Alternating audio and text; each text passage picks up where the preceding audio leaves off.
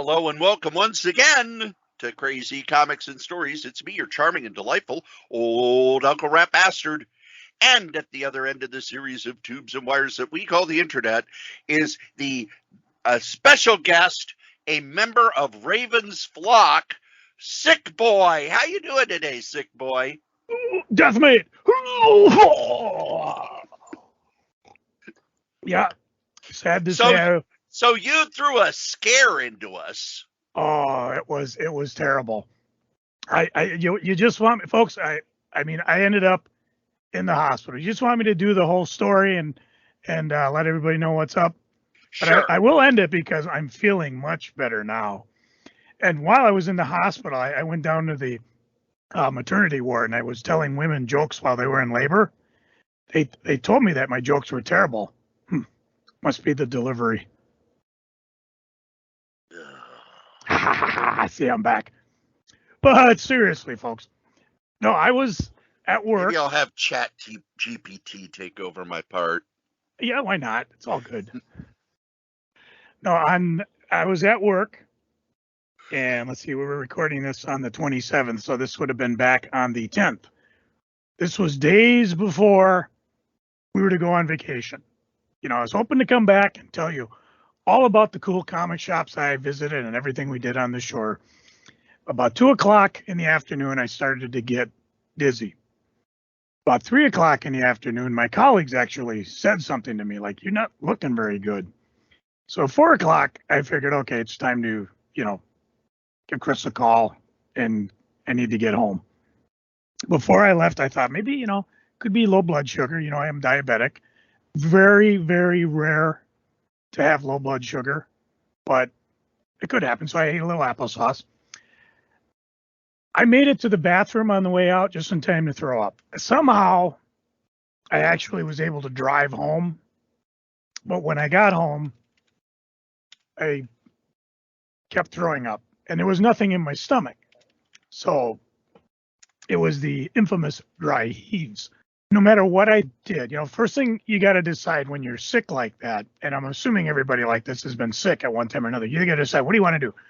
Do you want to do the dry heaves where your toenails come out of your mouth, or do you want to just put something in your stomach knowing it'll come up anyways? So I tried that, but it boomeranged. I'm talking instantly. Ooh. And I was so tired, I thought, you know what? I'm just going to sleep. So I went to sleep, woke up about 8 o'clock that morning.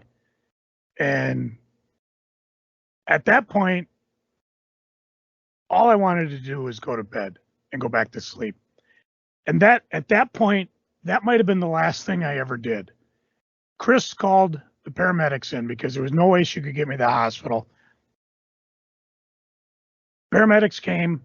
It was kind of interesting because Chris and I are both son and daughter of firefighters. So we were talking about the firefighters. In fact, my dad, her dad, my grandpa, now my nephew, all firefighters in St. Paul or Minneapolis. So it was kind of like old Homes Week. And the driver, I guess the captain of the rig, actually knew my sister, which was kind of funny.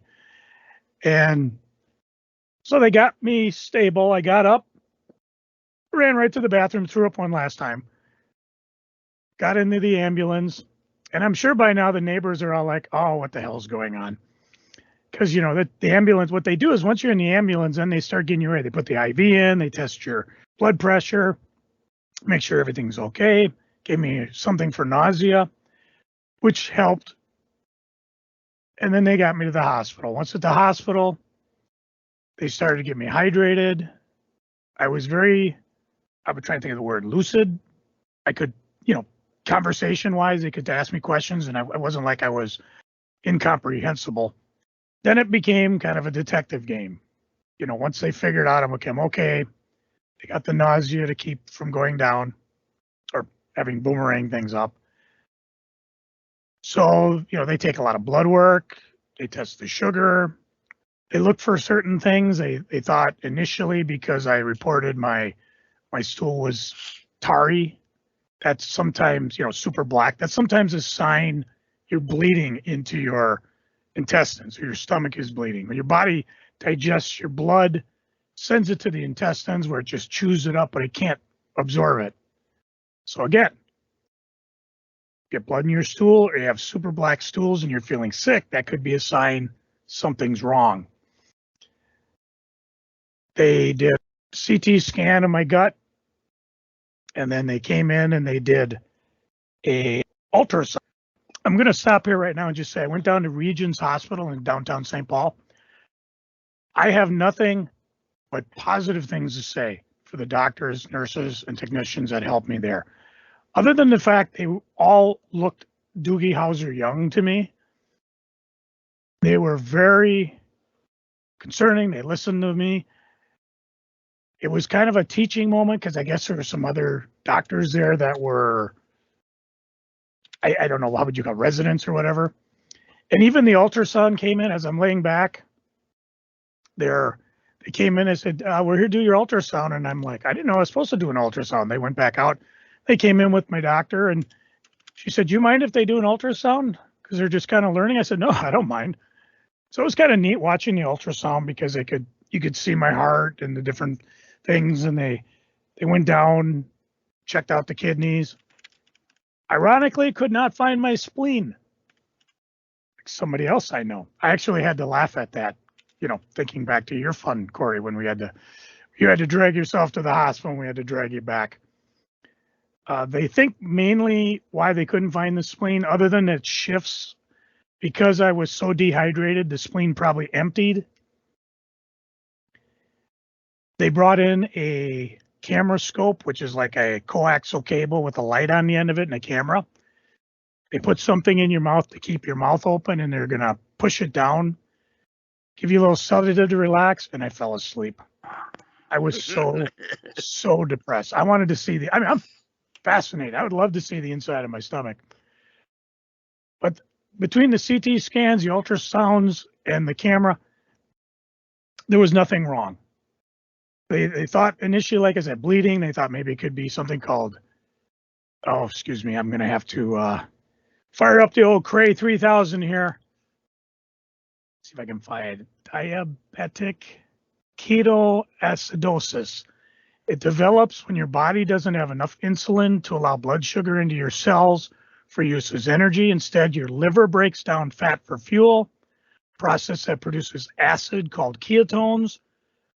When too many ketones produced too fast in your body, they can build up to dangerous levels, and it could be life-threatening. And they had signs of that in my blood. They also had elevated blood count, elevated white count. I think could be an infection.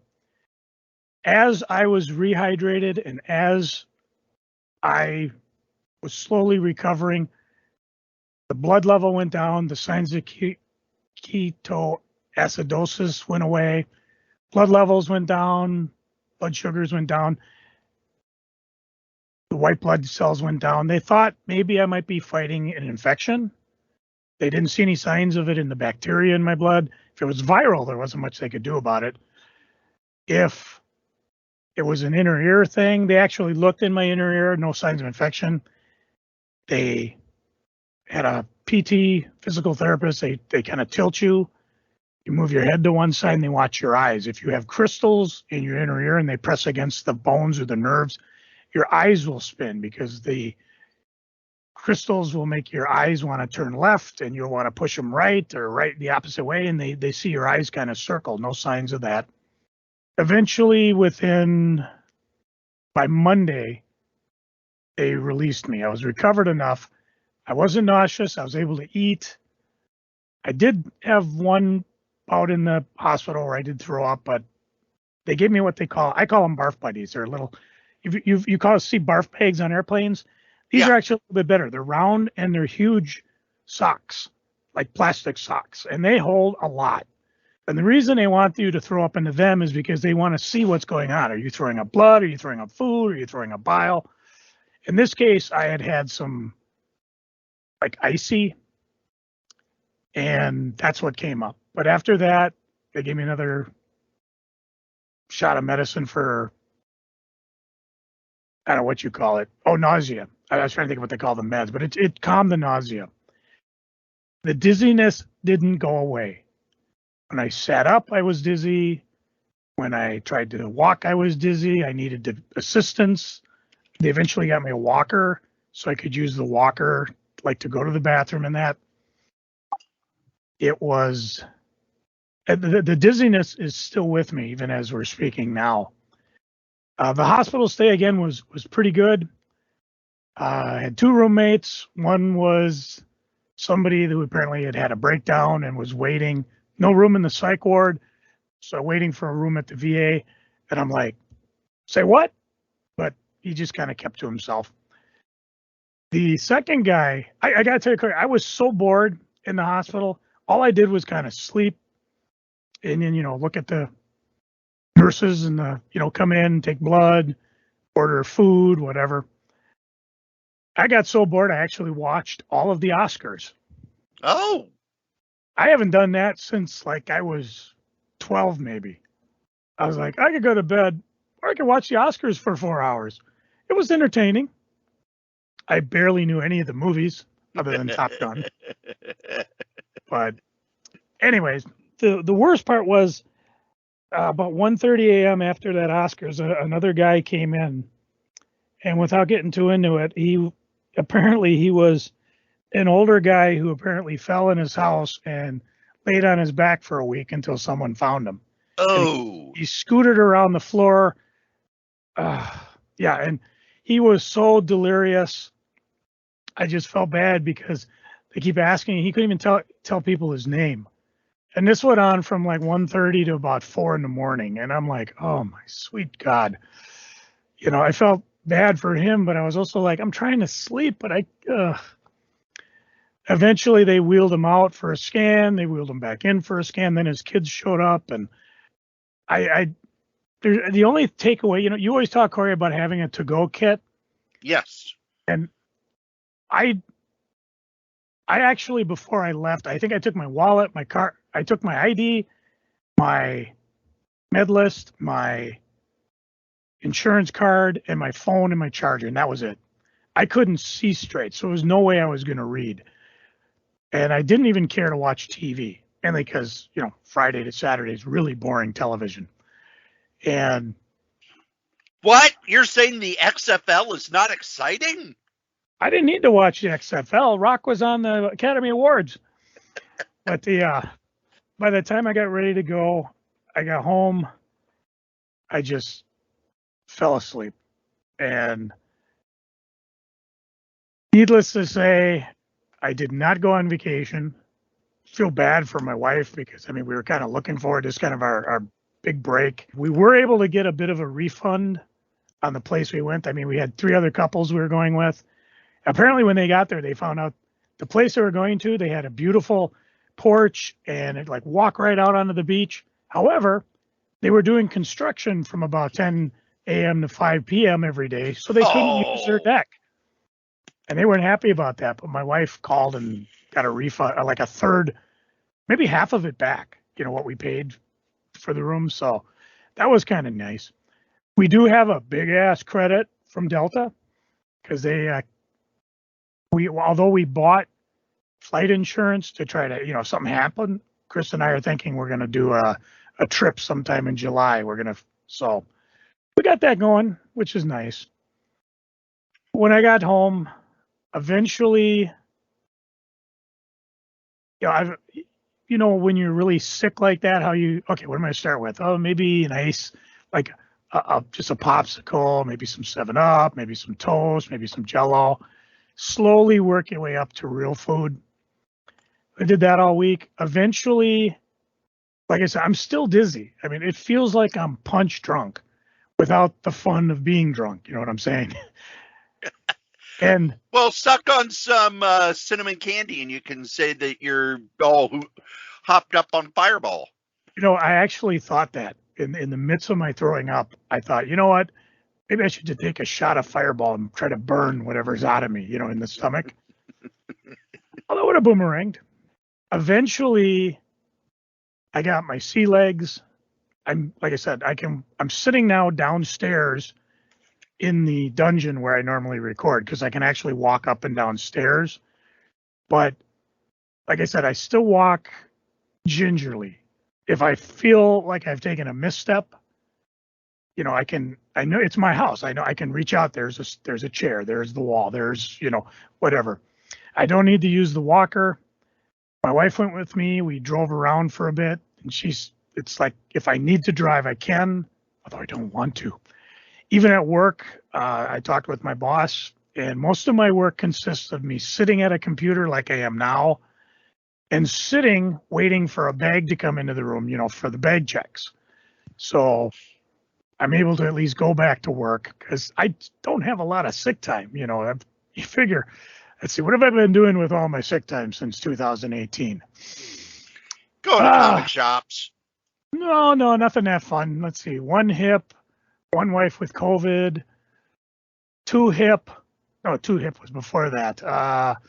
Let's see, then I caught the flu, then I had a hernia, then I had COVID. So yeah, every time I turn around, I'm at 0 sick time.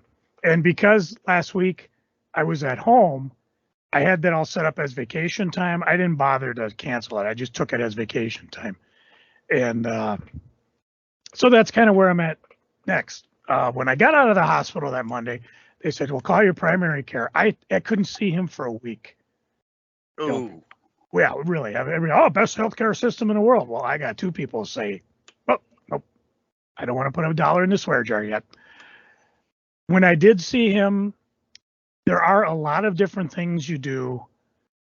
You have to put your hands out, or now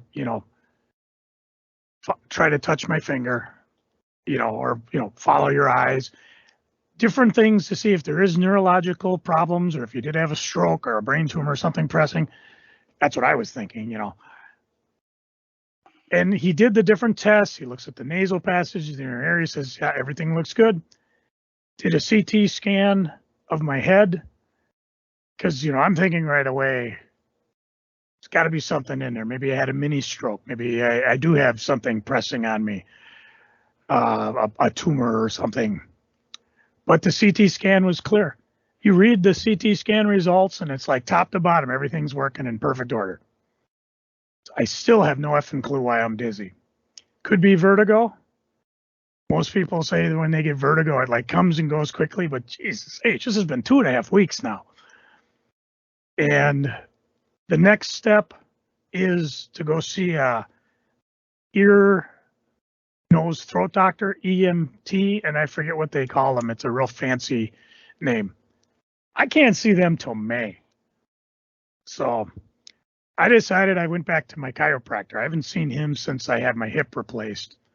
And I just went in there today. They did the same thing. They did x-rays. He did a number of different tests to see if anything's wrong. I'm going to go see him next week, and then he's going to see about if there's something he can do adjustment-wise.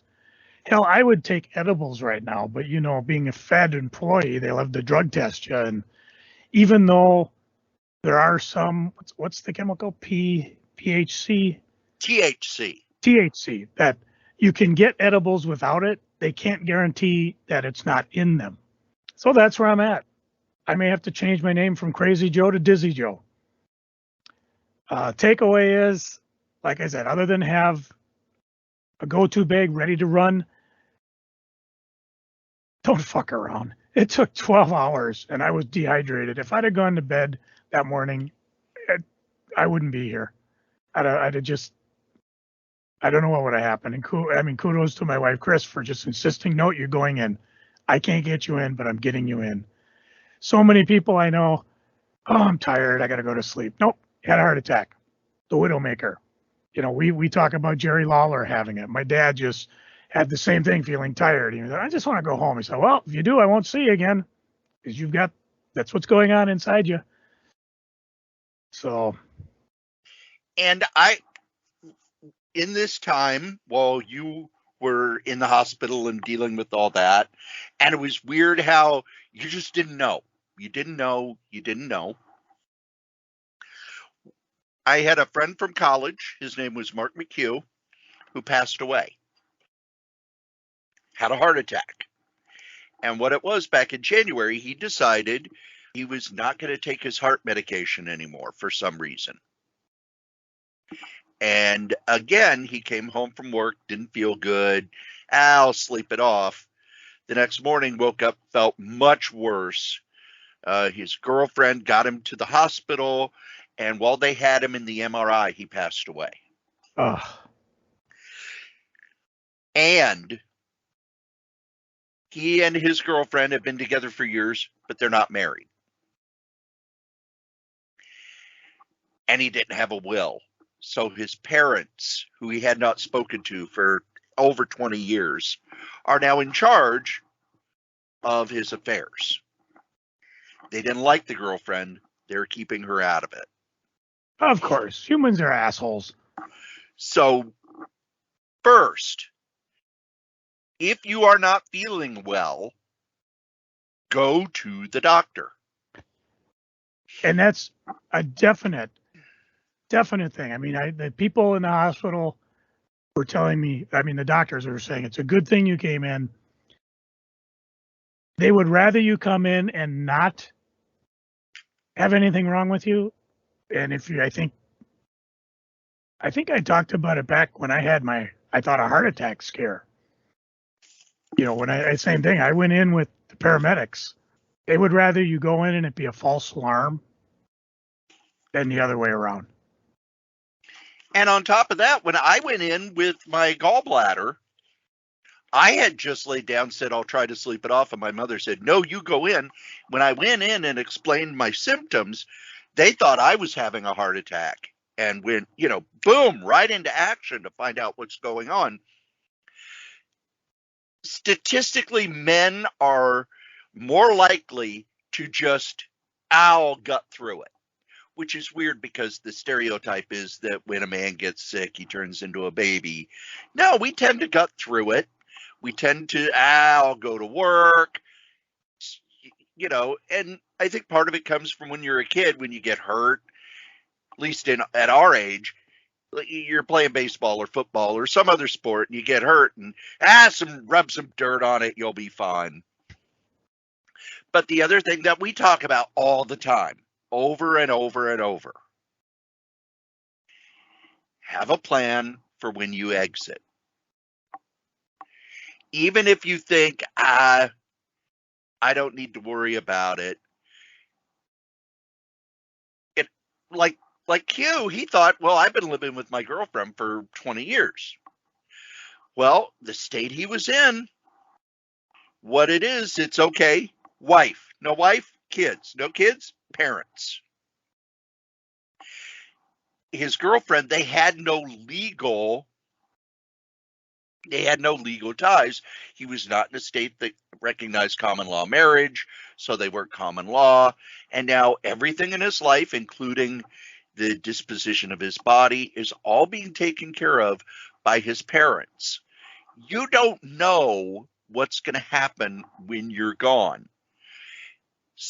You can go out online. There are kits for wills that are dirt cheap. Pick one up, fill it out. Even if you think, the state will take care of it, or I've named my beneficiaries. Nope. You've got to make sure that you leave that stuff so that not just for situations like his, but just when you pass away, the people around you, they're going to be in shock. They're going to be traumatized. Their emotions are going to be running high. They may not make the best decisions. If you leave a roadmap, even if it's not collectibles, even if it's just our buddy Nick passed away, how long were they still finding bank accounts and safety deposit boxes and stuff after he passed, Joe? I don't know. And there was even reports that, some people got into his stuff before his son was able to. It just wasn't good. And I always heard stories about, they found another bank account. They found another safe deposit box for years. And Nick was the guy who preached what we preach. You got to make sure that you take care of your family. So, Joe, I'm very glad that you're up and about. Thank you. I hope they find what is wrong.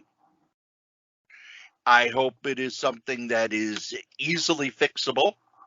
I can tell you, if they don't, I'm going to get me a handicap sticker because this sucks. And I hope And we then we get can go video Christmas of you. shopping. And then I hope we get video of you just kind of walking into walls and stuff.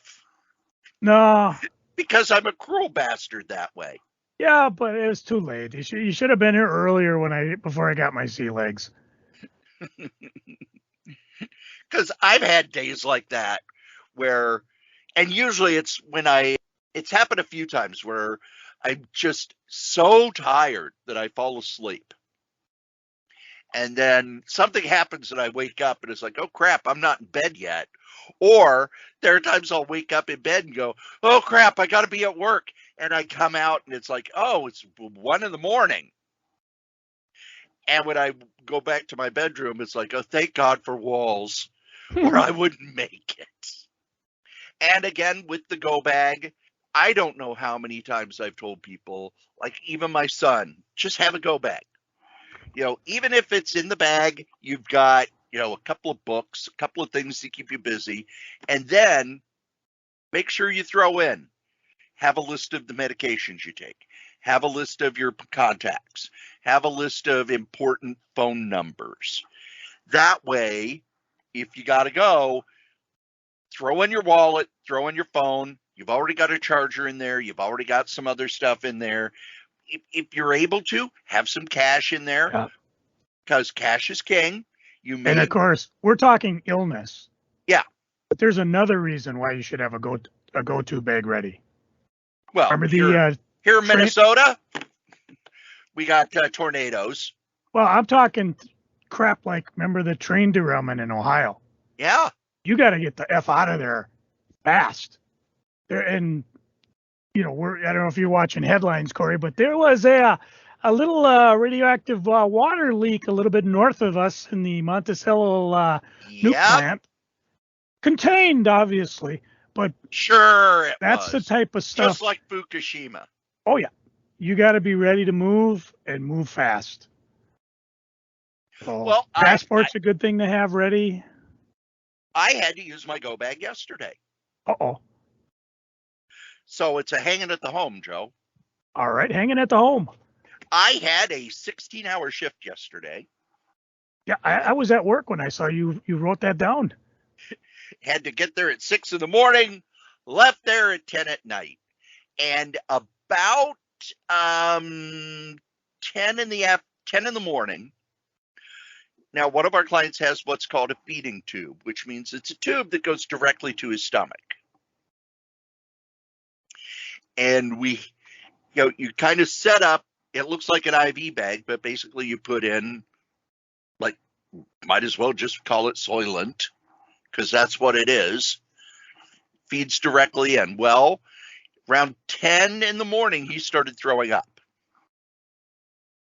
Well, he can't swallow, and he's being fed directly into his stomach. So the fact that he's throwing up, it could be there's something wrong with the tube, could be that he's sick, but also because he's throwing up, he could aspirate. And aspiration is where liquid gets into your lungs. And the people we work with, if liquid gets in their lungs, they are going to have pneumonia. It's just their bodies, their immune system is so compromised. So we had to call 911. We got to get to the hospital. So one of the staff had to go with. I have a go bag for work, which has my medications in case I get stuck there for 6-10 hours. My Joe, you've probably seen it. It's kind of it's one of those draw bags, the drawstring bag. It's got medication in case I have an asthma attack, medication in case I have an allergy attack, stuff for anxiety, stuff for migraines. Just that's in there. A little bit of cash is in there. So I probably shouldn't have told Joe that. I'm sorry. I only go for big wads of cash. Oh, I will never have big wads of cash. And you don't worry about it. Couple of books that are short you did it, stories. Books. I'll go after your books. Couple of books that are short stories, and then a couple of chargers. so that when I'm at the group home, it's like, okay, I got to go, throw in my cell phone, throw in my tablet, and there's room in there for me to put in a folder, which has all of the client's information in case the doctor says, well, what medications is he on? Who are his family contacts? Who's his social worker? Et cetera, et cetera, et cetera. Get that folder, put it in. We were at the hospital for about, it was 4 hours because we left around 2:30. So just having that in case I have to run to the ER with somebody. When my foster daughter Evelyn lived here, every so often she's got a lot of immune deficiencies. We got to run to the urgent care, grab the bag. So it's a good thing to keep. Not even if it's not comic book related. These are what I feel is important pieces of advice, especially as you start to get a little older. Now, your plan for your vacation, Joe, was to kind of sit out on a beach. Actually, my plan was to let everybody else sit on the beach and me go check out the comic shops. Right. Didn't work. But you also would have taken some comics with you, wouldn't you? I don't know. What would you have read on the plane? I don't read on plane. I can't. But what I like to do on planes is sit back and just listen to music. Okay. And the problem is that since MP3 players are no longer in vogue, I put them on my phone, but I stream most of my music especially when I'm at work, through YouTube. I haven't gotten the YouTube channel yet. I probably will because I'm on it. I think we've talked about it. They toss in 10-second ads every so often, which really isn't that bad. And the problem is trying to get on their Wi-Fi. They're like, oh, here's direction to get on your Wi-Fi. But as I follow along, it's like, okay, you got to be on their Wi-Fi in order to get on their Wi-Fi. But I can't get on their Wi-Fi until I get on their Wi-Fi. Oh, my God. Usually what I do is I just bring plug-in headphones so I can just plug it in. And that's how, when I went to Hawaii, I ended up just watching Eternals and then Wang Chung on the way back. I think I might have watched Shazam too. Or did I watch Pearl Harbor? I just watched movies. It's an 8-hour flight, so I watched a couple movies. And then eventually I found they had some music, which was okay, but nothing that I normally listen to. So it was just kind of like, oh. But that's what I would prefer to do, not so much, read. Last time I was on a plane, I had my laptop, and this is how long ago it was. It's okay. I'll have my laptop and I'll watch a DVD. But now whenever I'm, stuck somewhere, it's like, okay, I've got Marvel Unlimited and you can download a bunch of stuff. And I've also got a whole bunch of comics saved to my tablet. But music-wise, there are music podcasts that I download and listen to. And I'm more a podcast guy than a music guy anymore anyway. So it's at any point in my day, I've got podcasts on my phone, especially for when I'm driving. And the guys over at PWInsiderElite.com, I don't think they record an audio that's less than 2 hours anymore. Which is funny because back ages ago, one of the guys who worked there is not there anymore. When they would hit an hour, he would go, well, we've given them an hour. Isn't that enough? Of course, back then, people would also take the audios and burn them onto a CD so they could listen to them in their car. I know. I still got mixtapes I gave my wife when we were dating. Ooh. And she's never heard them. No, she listened to them. She actually, I made them for her at work. So I had to be nice about it. And she'd put them on and people would comment about, well, that's kind of interesting music. Interesting in Minnesota is a nice way of saying that's messed up. It could be. we were going to do reviews, Yeah. but we've been talking for 45 minutes. Well, the question is now, because like I said, between me being out, is there anything been going on of interest that Oh caught my your eyes? gosh. So much going on in comics. So I'll just grab some of the latest news stories. All right. And we can discuss first over at The Beat, which is comicsbeat.com. They showed that Bob Harris, who was editor-in-chief of Marvel till he got bounced. And Joe, do you remember why he got bounced? I don't. When they went into the first X-Men movie, the board of directors said they wanted graphic novels in bookstores. And Bob Harris, who was old school with the X-Men, he came to being editor-in-chief after being editor of the X-Men line, felt that no, graphic novels, nobody cares about those. We hook people because the X-Men is a soap opera. So they didn't really have any graphic novels. They put out those 3 movie specials that were prequels. One for Wolverine, one for Rogue, and one for Magneto. But the thing that really got him was that because Fox owned TV Guide at the time, they were given 22 pages in TV Guide for an X-Men comic.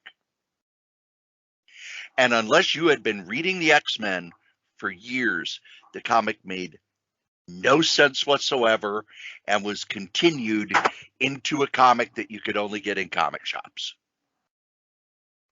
And they looked over at the Marvel Knights line, which was built for trade paperbacks. They'd had the 10-part Kevin Smith Daredevil story, which was put into a trade paperback and became a bestseller. And all of the other stuff that they were doing for trade paperbacks. And they bounced Bob Harris and brought in Joe Quesada. And I think we know what happened after that.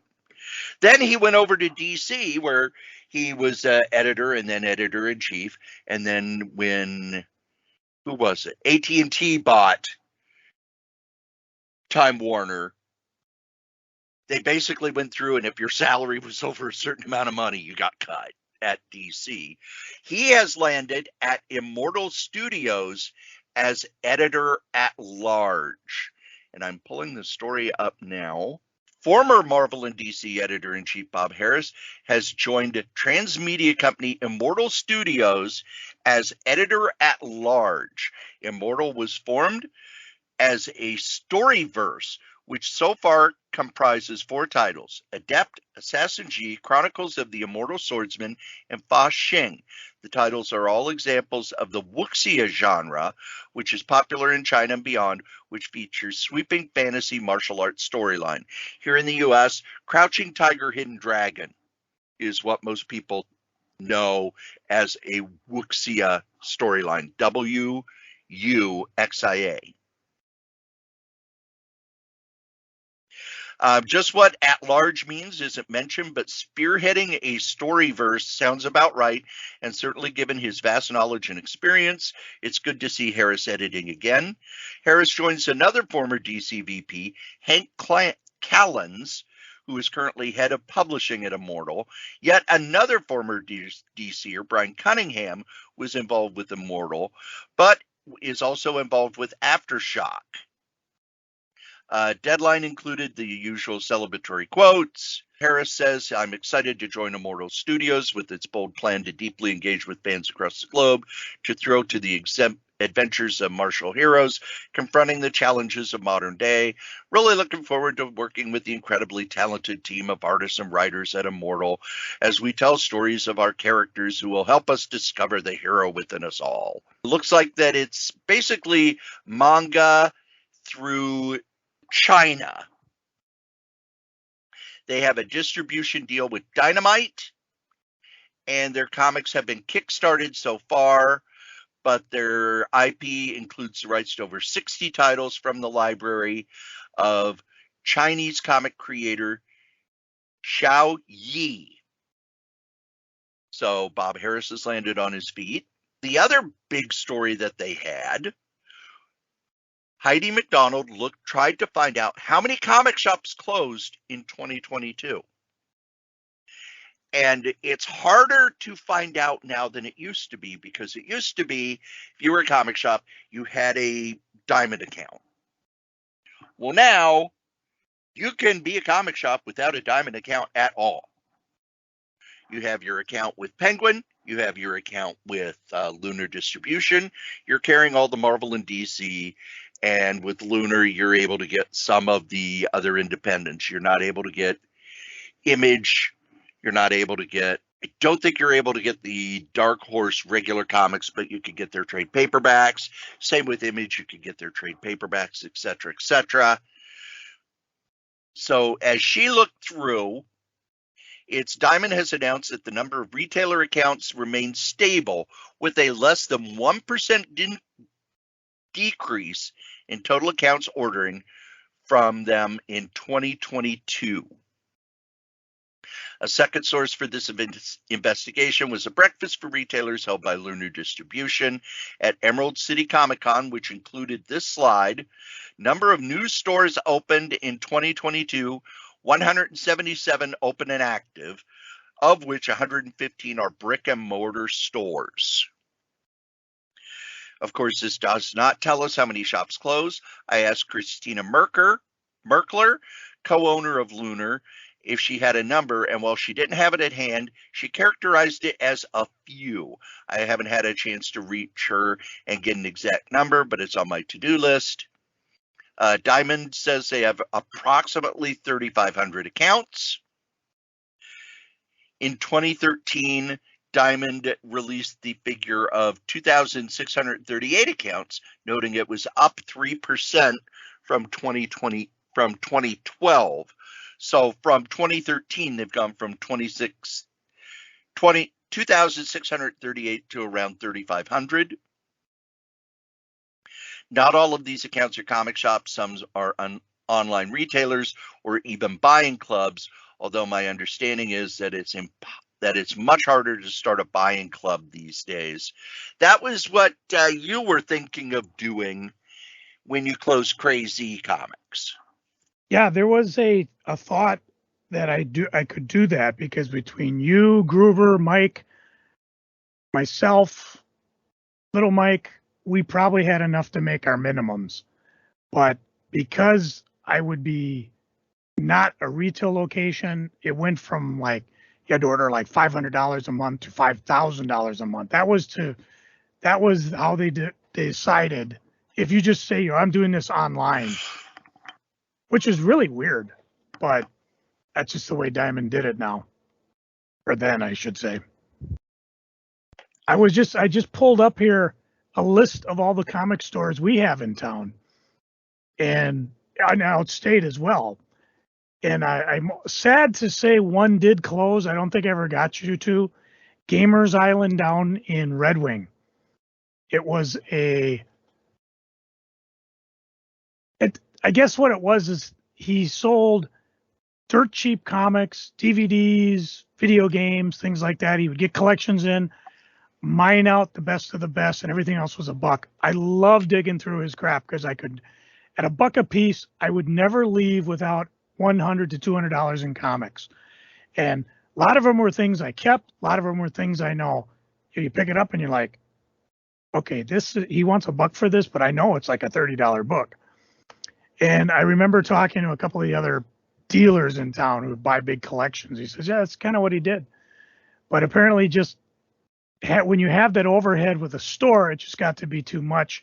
He closed his shop. He is still doing, I think he sold off all his comics. And again, I was in my pre-vacation mode. And if I'd have known, I'd have just gone down, and it was like $600 for what he figured were 2,000 comics or something. And I'd do that. Probably wouldn't be alive right now. Hey, Chris, guess what I got? But And I've since seen him pop up at various video game stores. So he's still around as a dealer, just not with comics. On the other side, plus side, Dreamer's Vault, who has 4 shops in town. I'm sorry, 1, 2, 3, 4, 5 shops in town, is opening a 6th one in Roseville sometime. It may be open now. I just haven't seen signs of it. So if we haven't, during the pandemic, we didn't lose anybody in our neck of the woods, which is really kind of amazing. In the New York Times reported in 2022, more than 300 new independent bookstores had popped up across the country. And just from what I have learned from going to small indie bookstores and used bookstores and things like that, a lot of them said that the pandemic was the best thing that ever happened to them because people rediscovered their love of books. And for every person who would bring in, boatloads of books to sell, they were having new customers coming in just looking for stuff to read. Barnes & Noble, which when we started this podcast, there was almost a Barnes & Noble death watch. They have turned around over the last 5 years and are now a highly successful business and are starting to reopen stores that they had closed years ago. Basically, because the business has turned around so much, it's like, oh, well, we're getting a lot of people from this area we used to be in. We're going to reopen that store. And part of it is that they focused away from they were getting into all these gimmicky things. It's nope, we're getting back into books and having books and books and books and books. And I think the pandemic's kind of supercharged comics as well. And there were comic shops that took advantage of that with really aggressive trade paperback stocking and things like that. But also, you and I are kind of a great example of, over time, high-end comics, omnibuses, things like that. Those sales are still climbing to where Marvel talks about how that's one of their growth categories. Their omnibus line is a growth category, and they're really surprised at what sells. Stuff that they thought would have a really limited market. Nope, it's selling about the same as an X-Men book or a Spider-Man book. So all of the news about comic sales over the last, I would say, 2 to 3 years, as long as you're reading stuff from the industry and not reading stuff from idiots online who are pushing an agenda of comics are falling apart, so you need to come to my Kickstarter. Comics are falling apart, so you need to order from my online shop. Comic shops are actually booming, but the other thing that's really helping shops, and we have a new shop here in town that's not a comic shop, but it's a gaming store. And while they have RPG, role-playing games and stuff, I was in there a little while back, and they said that even here in beloved Chaska, which, it's not small town, but it's not big, board games are going through the roof. People have rediscovered board games over the last 20 years, and it's not the old board games. The new board games are built around playability and fun, whereas older board games were all about winning. The new games are more about, okay, here's a game where people cooperate. Here's a game where people share information. Here's a game that's more about building something, et cetera, et cetera. It's the difference between Risk and Gloomhaven, or Monopoly and Pandemic. The new board games like Settlers of Catan and Carcassonne, they're really drawing in people. And if you're a smart comic shop, you've moved into that area. What's the The comic shop with the weird name that we went to. Rockhopper? Yeah, Rockhopper. Yep. Their comic section is maybe about a quarter of the store. The rest are board games and miniatures and paints for miniatures and stuff like that. So that if there is a slump in comics, it doesn't kill the store. So those are two of the big news items. There's one other big news item. Joe, do you remember Gold Key Comics? I does. Gold Key was, now Western Publishing is what everybody thinks of when they think of Dell Comics. Western would put together comics and then they would put a distribution deal with Dell. And then in the early 60s, that distribution deal fell apart and Western put together a distribution deal with Gold Key. And then Gold Key fell apart in the 70s and they had Whitman. And for most of those were the 3-packs, which are the, they weren't sold on newsstands or anything. They were sold in department stores like Sears and Kmart and things like that. And those are the ones that are worth a fortune. Oh, yeah. A new company has decided to buy the name Gold Key, and they are kickstarting their first book, The Return of Boris Karloff, the Boris Karloff comic. They have a Kickstarter. There we go. Gold Key Comics, The Resurrection. And that's at goldkeycomics.com. Their Kickstarter is, there we go. On March 28th, the campaign to help launch our first publication will go live on Kickstarter in cooperation with the amazing Sarah Karloff and the Boris Karloff Escape. Gold Key Comics is proud to reunite with the legendary Boris Karloff to launch the first title of the modern era, Boris Karloff's Gold Key Mysteries. A horror anthology, Boris Karloff's Gold Key Mysteries is packed with all new stories, not reprints. 60 years after its inception, Gold Key Comics is very much alive and well. We're working alongside some of the most talented creators on the planet to deliver what Gold Key always strive for, compelling stories and amazing art. At the risk of sounding cliche, we're truly a publisher of comic lovers for comic lovers and couldn't be more excited about things to come. Sign up for our newsletter. Their first book is Boris Karloff's Gold Key Mysteries. They have 4 books that they're going to be doing. So books 2, 3, and 4 are coming soon. I'm going to head to the Kickstarter and see how far they are. Oh, it hasn't launched yet. So by the time this podcast drops, it will be started. There are 607 followers, though. So I was surprised at how wide this news spread. And what it is, it's 3 venture capitalists who were comic fans, and they picked up the name Gold Key and are going to be restarting Gold Key Comics. It'll be interesting because Gold Key was never a company that the collectors jumped on. It was far more that they sold to non-comic nerds because they didn't have superheroes. And I don't know if Boris Karloff has any name cachet with people anymore.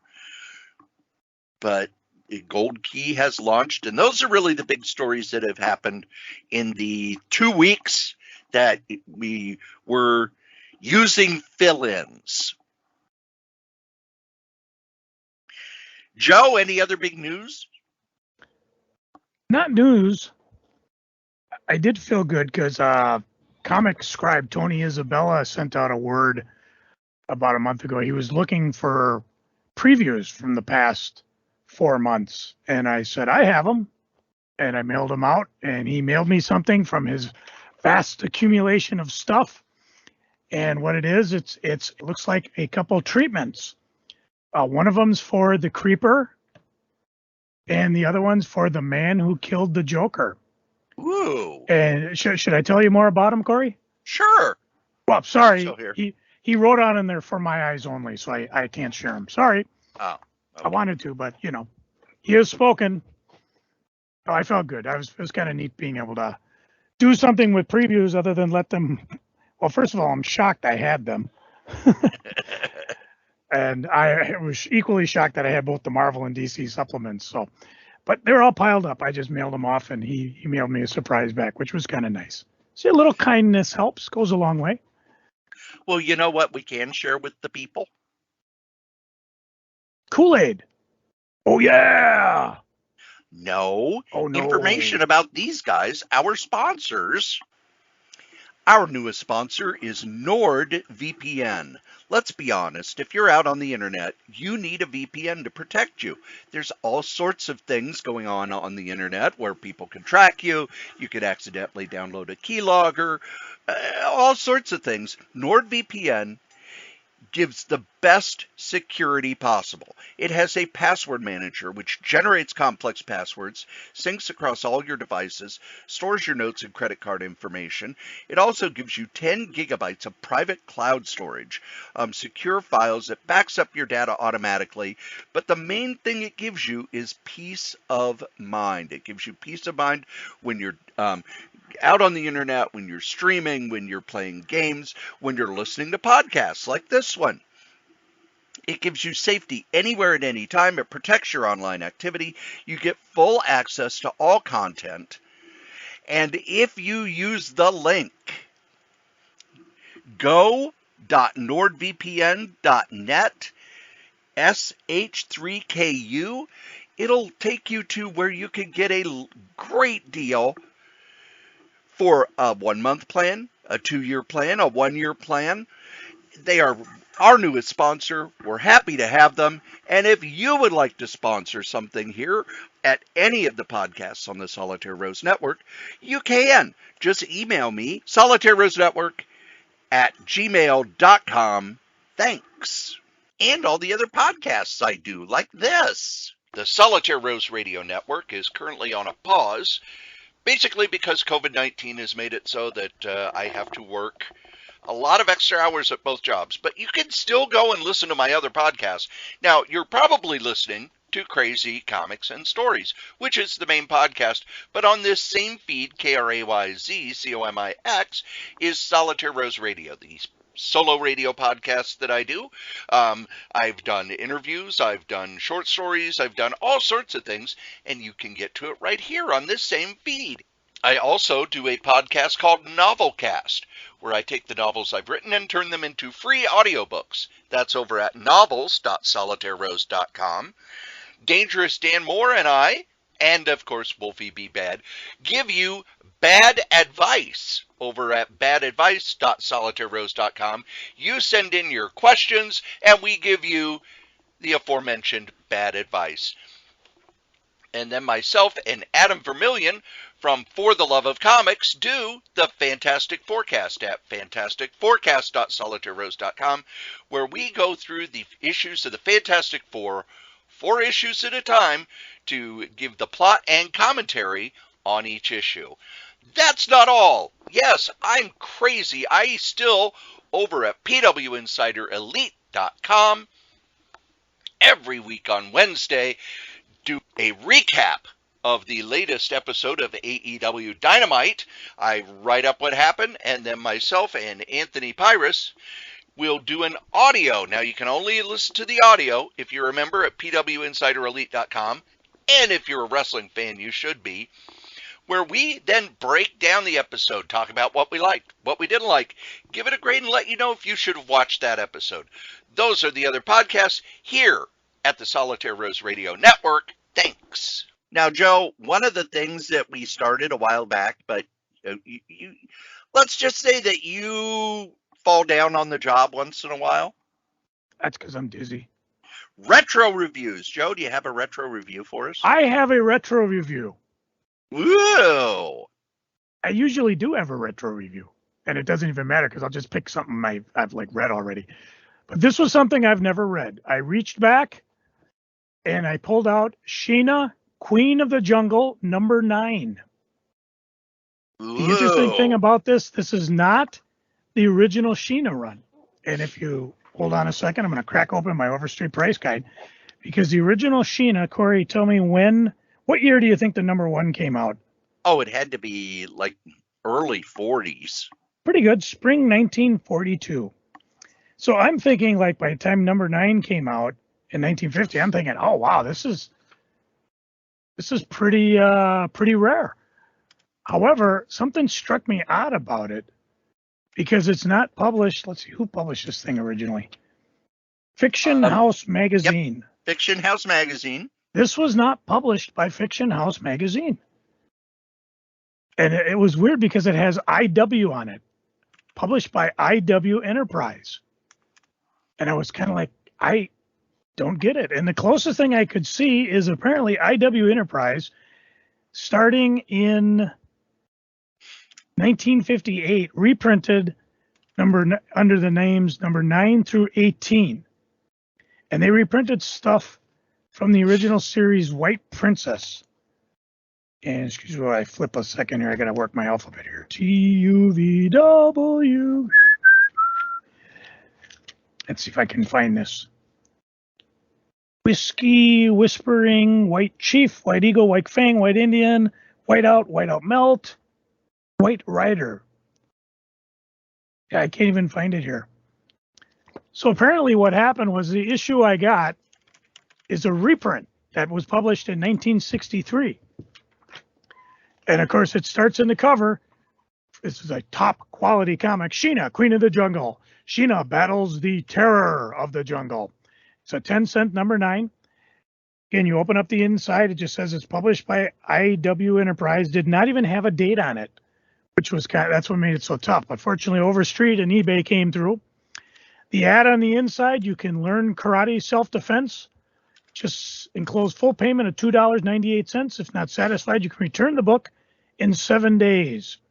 Underneath that, you can get 250 magic tricks revealed for a special introductory offer of $1 plus 25 cents postage. If that's not enough, page 2, where you would normally expect the splash page, has a giant flying plastic jet, now only $1. Let's see. I mean, you must be delighted with this, or you may simply return it within 1 week. No fuel, no danger. Yes, it flies 600 scale miles an hour, and it has a name, Pan Am. That actually sounds pretty cool. Getting into the story itself, these are all done by W. Morgan Thomas. And starts out where there's a bunch of elephants moving the temple that moves, bogged down in swampland months. For many years, the people of the Bakutu tribe have proudly venerated this skin-built temple to their crocodile god. Every word and name has a consonant, apostrophe, and then a bunch behind it. So it's like, the one thing it doesn't have is stereotypical African black people. It's just normal drawings, and then they obviously used a brown coloring to distinguish between Sheena and Bob, who apparently is her companion, because they come out of nowhere. Because as you see this elephant-pulled giant city, all of a sudden, panel 2, "Aye, Devil Cat!" Above shrill commands to the elephant team came a shriek of terror, and then out of nowhere, a second cat plunged into the confusion of fear and panic. Then from high above, a streak of gold flashed. Sheena! She fights the tigers, and they're not really tigers. They look more like cougars. Killed one, and then Bob, who apparently is standing off screen, shoots and blasts the second cat as it leaped for the jungle. Sheena talks to Taru, the witch doctor of the Baku tribe. The story's quick, convoluted. Sheena is really, no wonder she's queen of the jungle. She just comes out of anywhere. She knows what's going on. Before they charge him with a net, she dodges them. Apparently, the leader of the tribe is just trying to pull some fast ones. He gets the renegades back. I didn't even know they were renegades. When he gets them back, he tries to sacrifice them to the crocodile god. In the meantime, they upset a group of surly mandrills, and they attack. Yeah, this is really a hot mess. I mean, in terms of storylines, and there's several times I had to stop back and read it. You can tell who's who, obviously, because the chief wears these weird horns on his head. Bob, of course, typical white guy, white shirt, blue jeans, and there's no mistaking Sheena. But she comes in, she kills the monster crocodile god before the group gets there, and then skins it so well that she fools everybody into thinking that that's the crocodile god, knocks over the crocodile god's monument, and then, of course, Taro Sheena passes judgment on you. This rite is banned forever. No longer can you feed things to the crocodiles. But if that wasn't enough, you get to go to the second story. It was at the river that Sheena had found the footprints of a native party, and with them had carried spears and hunting nets. And as they're busy, apparently out of nowhere, a stalked zebra lures prey into a trap. Instantly, a curious chimpanzee scampers toward it. Apparently, this is Chim, her pet. And from there, a yellow cat clawed came streaking down. The screams of the cat flushed terrified cries from the bush. That was the natives who were, "Aye, spotted devil, flee!" Sheena jumps in, kills the spotted devil. And as she chews out these guys for hunting in the land, a lion attacks. I don't know what happened to the lion. He apparently decided not to attack. He had better things to do. Well, no, eventually more lions attacked. Sheena came in from a tree out of nowhere, picked one up, threw it. Apparently it was discovered one of the lions was actually Matalu, pretending to be the killer tiger. Apparently our justice will be harsh on them. Then, of course, as we talked about in the past, all the comic books had to have a prose piece. And I didn't read it. I did read the ad, though, because you could get high-power binoculars to see up to 18 miles for 50 cents. 2 for $1. Yeah, these are like opera glasses, if you remember those. You remember these cars were growing up, they'd snap open and snap shut? You couldn't see 18 miles. Beneath it, you had a toy bonanza. You could get 100 toy soldiers for $1, 100 toy pirates for $1, 100 cowboys and Indians for $1, space gun tater shooter for $1, fascinating ant farm for $2.98, or the big game wild animal trophies for $2.98. From the Modern Toy Company, Department IW9, New York, New York. Across from it, you too can be tough. If you wanted to be tough, you have to send in $1 to find out how. Or you could also send in $1 for fun for boys, or drawing for fun, or learn to dance, or how to hypnotize. The next page is the finish of the story. The story after that is King of the Congo calling Jungle Patrol. Captain Bart calling Jungle Patrol. Apparently, Jungle Patrol is a bunch of guys in a power boat and an airplane that patrol the jungle, keeping the bad natives and, of course, there's a fat, stereotypical bad white guy. Let's see. Commissioner Barrow and his daughter are the boat drivers. They're renegades. Let's see. Father gets wounded. Didn't even know the father was on the boat. Hadrick. Apparently that's the bad guy. And the good guys used like big balloons you'd see in a parade to frighten the natives, because of course they got terrifying cat faces. And of course the bad white guy shoots the balloons and pops them. I honestly, I don't really see the appeal of these things, because the stories are really compressed. I guess you just have to accept that, as the boat's being attacked, that the plane will come out of nowhere and shoot rockets and flares at the bad guys, whereas before they just shot balloons at the bad guys. But all is safe. They're able to capture the bad white guy, flush the natives back in the jungle, and bring them to justice. The final Sheena story, again by W. Morgan Thomas. Though the jungle has frightened man, though through the jungle a frightened man ran, a man who knew and hunted the game trails since boyhood, a man whose bravery had faced the greatest and fiercest Africa's game, but he was stumbling and plunging his way in fear. And apparently this guy is, let's see, he's hunting the natives too, I guess, which gets Sheena up in arms, and she comes in and defeats those damn spotted lepers, and they go after elephants, and she saves the elephants. There's the one who startled him. Get her! Sheena makes short work of all these guys. The natives start to run. They try to use the spear. She kicks their butt. Apparently she can swim underwater, surface, spill the boat. She jumps out of nowhere, comes from behind as the guy's busy shooting in the opposite direction. Sheena's answer is a blow that silenced the shaking man's plea and sent him sprawling on the riverbank. Meanwhile, Bob, her white fella, who is nowhere in the story so far, grabs the chief native guy. Hold on, fella, you're not going anyplace. Phew, if you're confused as hell, so am I. Let's just get to the final ads. Boys, girls, ladies, men, win a beautiful signet ring engraved with your own initial. It's fun and easy. All you do is name these famous presidents. Number one, if you get it right, we'll send you a genuine nickel silver signet ring absolutely free with 50 cents packaging. The next ad's kind of interesting because any book, 25 cents. You send it to Book Bazaar, New York, New York. How to attain a sound sleep. You can stop smoking. Calorie counter, common sense etiquette. Western pocket size dictionary, tip top tapping. Learn to dance. How to develop your beauty and charm. How to find your man. Modern love letters.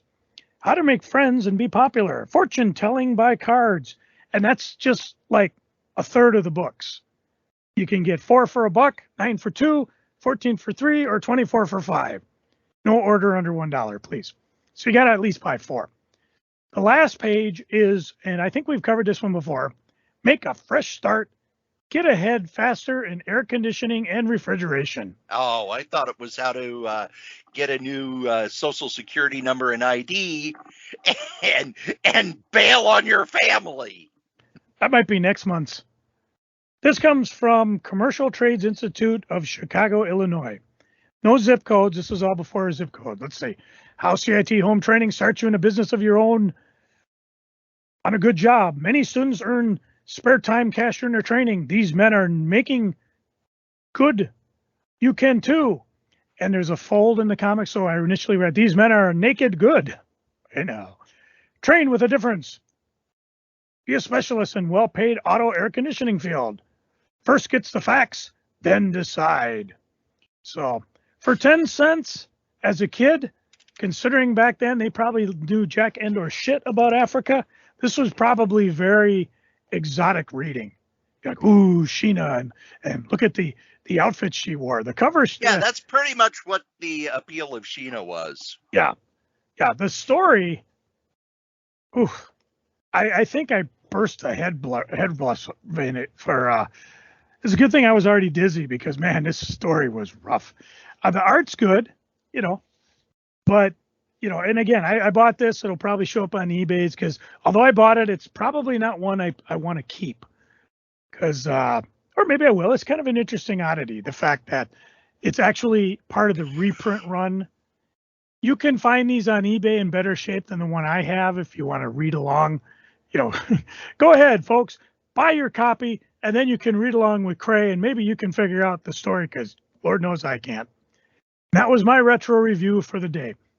For this week, anyways. How about you, Corey? What you got for us? My retro review comes from Carlton Publishing. And the Carlton comics are in sort of this weird limbo-ish area because they're being reprinted now.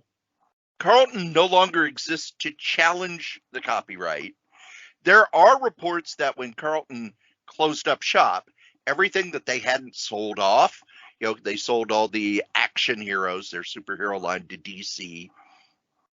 John Lustig, who does Last Kiss, bought up all the rights to all their romance books that he uses to make the Last Kiss comic strip, where he repurposes the panels with new dialogue. There are reports that they released all the copyrights to everything they hadn't sold. There are also reports that no, they didn't do that. Either way, no one from Carlton is around to challenge the copyrights. So a lot of the Carlton stuff is being released on the sites that say that these books are public domain. So I got myself a copy of Haunted, Volume 1, Number 1 from September 1971.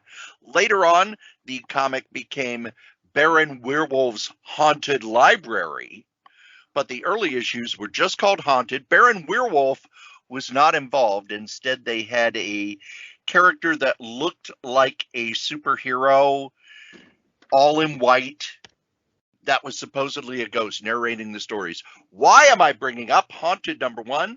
Because all 3 stories were by sturdy Steve Ditko. Oh, wow. This was after his tuberculosis illness at the end of the 60s. He did not want to go back to Marvel. His books really didn't sell that well for DC, so they weren't pounding his door down. Although, boy, it would have been interesting if you had Ditko and Kirby both with triumphant returns to DC. Ditko did sort of return in the mid-70s, but they didn't hype it up. And Ditko always would go back to Carlton because Carlton, while they were the worst paying, they gave freedom. They as long as the comic code didn't care, you could do whatever you wanted. Just make sure it sells and make sure we don't get in trouble with the code. So all 3 horror stories in this are by Ditko. There are no credits, so you don't know who wrote them. Could have been Ditko himself, except it's real clear Ditko did not do the dialogue, because when Ditko did dialogue, everybody had weird names that no actual human had. First story is The Room of Madness, which is about a evil rug. What it is, the rug maker was making, there's a rug maker back in Azerbaijan, what was then Persia, but is now Iran. A rug maker several centuries ago wove the most exquisite carpets and wares. They were sought after, but there was one rug that was his finest work. He was killed in his sleep for the rug, but as he died, he cursed the person who stole it. So the story then goes through the different people who have had the rug through the years, including Hitler, which would turn people evil. It went from Nazi Germany over to communist Russia, and then it ended up on the floor of a businessman in New York. And the rest of the story is how he went from a decent human being to being more and more evil, until at the very end, he has stolen the business from all of his competitors. And the people in his life leave him because he used to be a decent person, but now he's evil. He has gotten all of his money through nefarious means. You've got some really cool Ditko art in this story, but by the end, the evil businessman, snug in his little room where he spins his web of evil, Ardris Benton gets richer and richer and madder until Haji's rug was dyed with a secret formula for which he died, and now the rug is about to strike again. The coal from the fire lands on the glowing wool. It smolders, flames. Mavis Benton hears her husband's mad laughter, then his screams, and by the time the servants batten in the door, he is gone, and the rug is gone. The end. Second is Revenge of the Slave Ghost, which is about a man who is able to enslave a ghost to make the ghost do his bidding. However, the device he uses to enslave the ghost is slowly losing power over time, and as it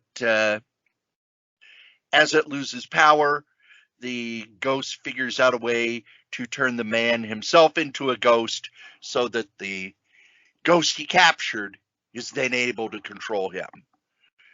Very much tables revenge story. Tables are turned on the bad guy. And then the last one is called It's About Time. And a nerdy little guy who's in love with the secretary has developed a time machine. Well, it's a sensor bank that records events transpiring in its vicinity. The bad guy in the story does something horrible, but our nerdy hero realizes that the machine could have recorded it. So the bad guy tries to destroy the machine, then tries to kill him. But when the police show up, they're able to see what the bad guy did, and he's taken away. Again, crime does not pay. This was more of a science fiction crime story than anything else. The stories themselves are paper thin. There's not a lot there. There's not a lot of characterization. But this is some really good Ditko work. It reminds me a lot of how his stuff looked toward the end of Amazing Spider-Man, and not how his stuff looked by the mid and late 70s, where his quirks were starting to overwhelm the art. And for a cheap horror comic in the early 70s, it's very well done. I think it's put together well. Ditko's art is a lot of fun. It's public domain, so we all own it. And since it's free and I'm a big Ditko fan, I give it a buy. If you're not a Ditko fan, you're not going to care. It'll just come off as a mediocre horror comic from the 70s, which means it's not really scary. It's all about setting up for a twist ending. But I was able to get the entire run of Haunted, so I'm going to be reading those. I know Ditko did a lot of work at Carlton through the 70s, and Haunted, Baron Werewolf's Haunted Library, was actually the last comic that Carlton published with issue 75. And now we get to my favorite part of the show. Oh, that's where we go hide Easter eggs again. No. It's not where I give Joe a bunch of THC gummies and watch him spin in circles thinking he's dizzy. Gummies. No, it's Freaking and Geeking. Joe, what are you freaking on? Are we sure it's not Festivus? Because I got a lot of problems. No, not really. I got my work bed coming up again. Again, I know. It's just, it sucks. So I'll have to talk to you when it's finally done and, figure out if we can keep doing this here, there podcast thingy. I'm last on the list, so I'm not really sure if I'm going to, well, I think about the only thing I can guarantee is I should be able to stay at T2 instead of going to the big house. I have no idea what my days off will be. It's about time you went to the big house, though, buddy. No big house, but no big house for Joe. I probably won't have my lovely 10-hour days, which I love because then I get 3 days off, but we'll just have to figure it out when it gets there. Let's see, what else is bugging me? Oh, you know how we used to be doing those Kray memorial luncheons? Well, yes. Unfortunately, we had a crash of the last one. Here, you listen in. All right, folks, we are here today at the, I always say Kray Strode Memorial Luncheon.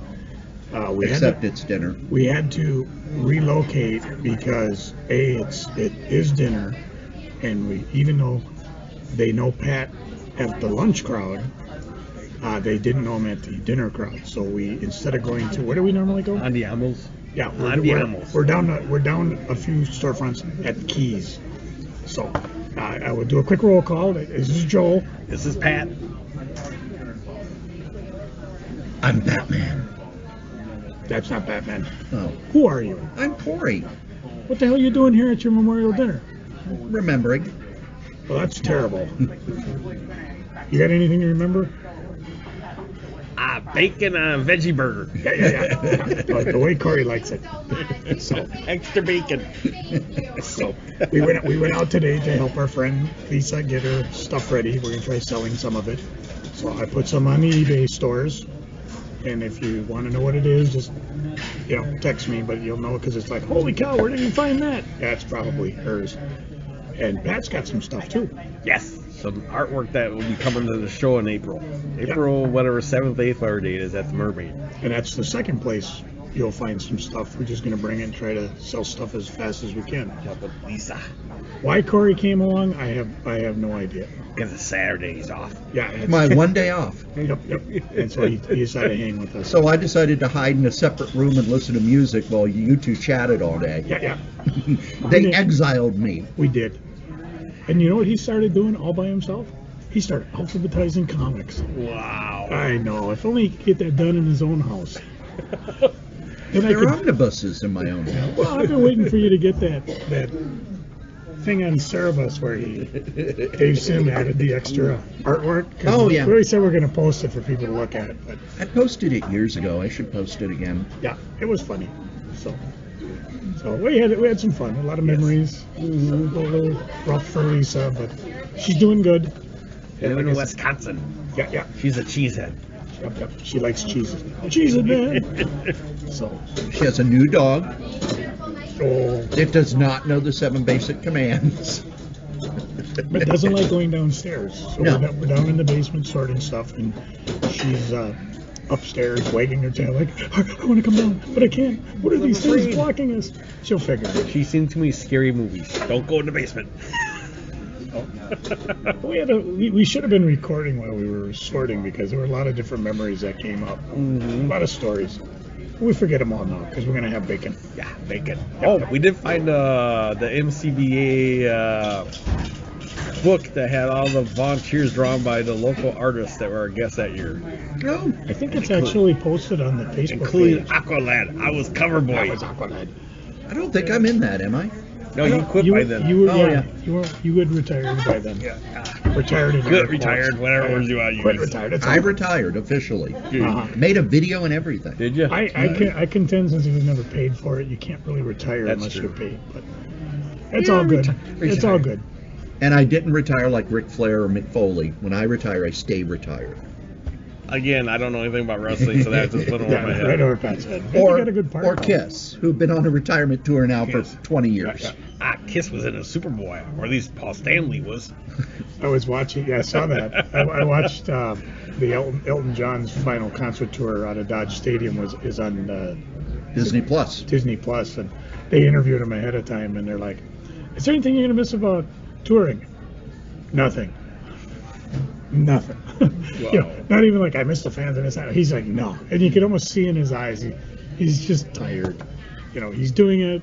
He probably likes performing, but just wants to be home with his family. Well, and think about, he's got to be in his 60s, 70s. Elton John, isn't he in the 80s? I don't know, but 70s definitely. he's got to be in his 70s. Yeah. And, people in their 60s flying hate it. Imagine he has to fly and fly and fly and fly and ride and ride Yeah, and but ride. he doesn't have to take commercial. He has his own private jet. Still, Oh, big it's difference. exhausting. Like the guy in HBO, Bill, how you pronounce his last name? Bill Maher? Bill Maher. Oh my God, he had a great thing about charter jets a couple weeks ago. Best monologue, or not monologue, the end of the thing he already did. We fly because we can afford it. You would too. So yes. Is that our topic? What is our topic? I think that was it. Okay. I'm ready to go to sleep. Okay. Bye-bye. Bye-bye. We got food coming. Bye-bye. So, anything to plug? We talked about the show, April 8th, Mermaid. Mermaid. I know there's some the guys. Saturday before Easter. Yeah. I Good know planning. I know some of the guys are working, trying to resurrect the MCBA. So we'll knock on wood to see if that happens. Yes. And I imagine Corey will throw his podcast in somewhere a little later. Podcast. Yeah, probably. He's a podcasting maniac. Okay. Okay. Goodbye. And that's pretty much it. It's over. Oh, I like the new guy. It was terrible. We're out. That's, and everything else I bitched about for the first 45 minutes of the show. Corey, how about you? What are you freaking on? Well, a few things. Mel and I was at the ER yesterday with the client. They have a TV in the ER because, it's not, you're in the ER and then they bring you into kind of a small room all for yourself. And the client gets to watch TV. So we flipped through, what do you want to watch? And he picked Young Sheldon, which is a show I have never seen before. It is a prequel to The Big Bang Theory, which I know you liked, and I tried, and it was like King of the Hill, where I watched it and didn't laugh. That's because you lived it. And Young Sheldon, I didn't laugh much more. Now, yes, the lovely Annie Potts is in the show as the grandmother, who's, she was the secretary in Ghostbusters. If you don't know who Annie Potts is, now you know who Annie Potts is. The entire premise of the show, and I think it was like 4 or 5 episodes I watched, each story was Sheldon is really smart and everybody else is an idiot, and they don't listen to him until the very end of the show. Lather, rinse, repeat, over and over and over again. And all it made me do was hate everybody on the show. Because Sheldon was a jerk about it. Everybody else was an idiot. They talked about how he's the smartest person, et cetera, but they won't listen to him. And all I could think is the writers they only had one joke, and it's not very funny, but they're going to beat us over the head with it forever and ever.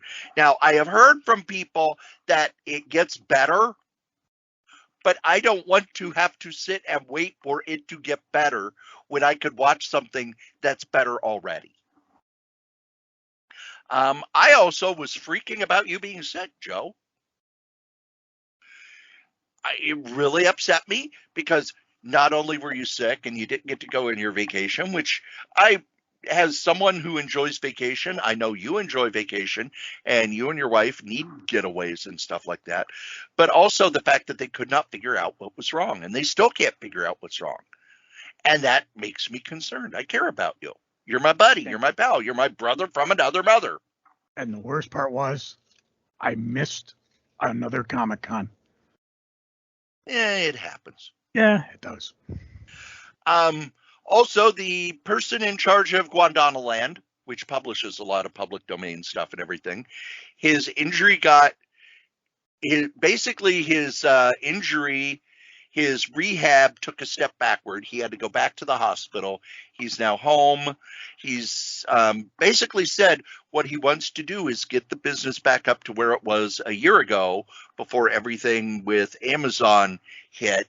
And there were people who were like, oh, I thought you'd want to build it back better. And he's like, you don't understand. When he was at Amazon a year ago, he was making enough money to take care of his family. And now with Amazon not selling his books anymore and his illness making it so he can't put up as many new books as he'd like or service the lifetime accounts, his income's not that great. So he's now working on a plan so that he can get the business back to where it was about a year ago. Going to be asking for help from fans. So if you do like the public domain books that he does, and I know Joe has bought a few and other listeners have bought a few, and I have 3 short boxes full of them because So I'm going to be watching, hoping that gets better. We've talked about this a bunch in the past, but Florida is banning more books. And I have to give it to our governor in Minnesota, who's a former teacher. He went down to Florida for a sustainable energy forum with a bunch of governors and business people and everything. And of course, when he came back, he said, of course, the governor of Florida wasn't there because sustainable energy is something that scares him. But while I was there, I found out that they're banning all these books. So he has put up one of those little free libraries in his office. And every book that has been banned in Florida, he bought 10 copies of to put in the little free library. And is going to be working with publishers and booksellers and libraries and stuff to make sure that Minnesota always has copies of whatever books they ban in Florida for people to read, which I think is amazing, especially with the fact that with graphic novels being the largest area of growth, you better believe the people who ban books are coming after graphic novels. They're coming after them. They're naming them. They're saying that, they shouldn't be in school libraries. They're trying to get them kicked out of public libraries, et cetera, et cetera, et cetera. It seems like it's a never-ending fight. I never thought that 30 years after the Friendly Franks fight about banned comics, that we would still be dealing with this crap. But also, book-wise, I don't read a lot of fantasy novels, but I've decided I'm going to read the Shannara books, because back in the 70s, I read Sword of Shannara, which was a blatant Tolkien ripoff with beautiful paintings by the Hildebrandt brothers. And I think everybody who was kind of a nerd had a copy. It was this big brick of a book, over 900 pages. And it has since grown to an entire series of novels by Terry Brooks. And it's unbelievably clear that he sells enough books that his editor cannot stop him from doing anything he wants. And I am in the 5th book, The Elves of Sintra. And I am forcing myself through this sequence that any editor would have made him cut down to size. I will explain the sequence, what's wrong with it, and why an editor would have told him to tighten it up. It has so far been 3 chapters where one of our major characters, who's a human, and a spirit, kind of a ghost but not really, have found the elves. And they're there to tell the elves, hey, evil is coming. We've been told by basically the god of this earth that evil is coming to destroy your land, and they want you to go elsewhere, and you will use the elf stones to find your new home. Sounds like a pretty quick sequence. You go in, they tell the king of the elves, maybe there's some drama around it, and then we move on in our story. Nope. We get an entire chapter before this meeting going into extreme detail of the tunnels that they go through and the bed that they sleep on and the way the covers and the sheets are made on this bed, and on and on and on. And I get fantasy fans love the lore. They love all of the accoutrement of the genre. Fine. They go to the meeting, which takes all of 3 pages for the actual meeting part. But it's an entire chapter giving us the backstory of every character in the meeting, the food they're eating, the room they're in. This goes on for another 20 pages, 3 pages of which are characters telling the elves what they're there for. Then there's another chapter afterward describing what everybody's doing after the meeting while decisions are being made. And this sequence goes on for 40 pages, where everything that was necessary to move the story forward was in 3. If an editor was involved, they would have cut that down to around 1 10-page chapter, giving us all of our description, having something a little more interesting go on in the meeting, and then afterward, all of the revelations. Would have been much faster, but if there's no editor to tell you to cut it out, you're going to add all of this scenery. And I know that I am used to crime novels, where crime novels, the rule is you enter a scene late and you leave early. You don't spend a lot of time on the writerly stuff that readers are going to skip. And fantasy is, but oh my God, I felt like I've been reading about this meeting for 2 weeks. And it's why I quit reading fantasy. Your bloated word count kills me. You're killing me. Where 40 pages where nothing happens. You know how comic fans talk about deconstructed story and how, a 6-issue story could have been told in 2 or 3? Fantasy novels, I swear, this is a 36-book series. I swear, if you cut out all the extra description, it'd be a 5-book series. Joe, what are you geeking on? I've been watching TV. Ooh. And there's a couple shows that I've actually liked. I've talked about Picard. Holy guacamole, they're hitting it on all bases this I season. hear this season is awesome. It is. It rocks. It's just the I don't want to talk too much about it because they're bringing back people that you thought you'd never see before. And of course, after I watch Picard, I go right away to the YouTubes under Trek Culture, look for Sean doing ups and downs where he goes through everything. And he has what he calls Cretacean observation, where he goes and Joe, catches all the little Easter eggs. You bring that up every time. Why is it called Cretacean observations? He explained it the first time he did it. I have no idea why. Because it's kind of a hidden thing in Star Trek lore, but then they used it in Lower Decks.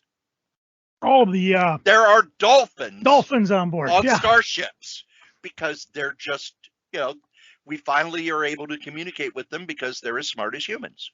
Yeah. Another show we've been watching, I've heard a lot about it. Only Murders in the Building. It's an American mystery comedy drama created by Steve Martin and John Hoffman. 3 total strangers played by Steve Martin, Martin Short, and Selena Gomez, who I remember, actually I didn't, from when I was back in the Barney days, because she was one of the actors on Barney. I had to watch it because Dana loved Barney. Anyways, these 3 share an interest in true crime podcasts, and then they team up to investigate a death in the apartment building they all live in. It's crime fiction.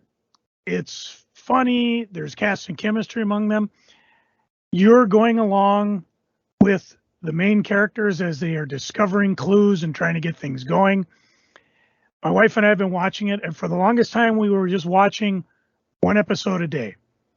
We'd stop and we'd talk about it because we don't know who actually did the crime. Although the clues are all, they might be there, they might not be there, but it's just fun because it's funny. There's times you want to reach into the screen and throttle the character because they're just not making sense. And Steve Martin and Martin Short have such a wonderful chemistry together. It's just a fantastic show. We watched the first season. We haven't started the second season yet.